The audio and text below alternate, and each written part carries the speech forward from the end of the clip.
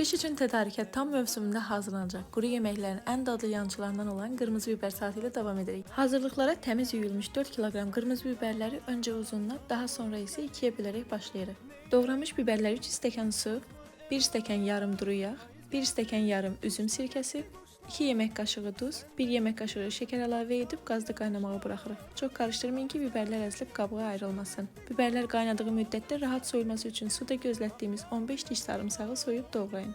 Biber yumşalanda sarımsağı da əlavə edin. Ardınca 1 dəstə cəfəri və 1 dəstə kərəvizi xırda olmayacaq şəkildə doğrayıb əlavə edin.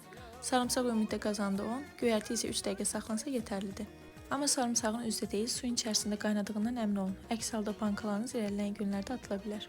Salatı qaynar halda təmiz yuyulmuş bankalara doldurub ağzını bərk bağlayın və üzərini qalın ədyalla örtüb bir gün sərin ortamda gözlədin. Beləliklə qışda qızartma və kebabların yanında servis edə biləcəyiniz, xüsusilə də səhər yeməyində qızardılmış xırt-xırt pendirli çörəyin üzərində bruschetta tərzinə datsaz vazkeçilməz təamınız olacaq.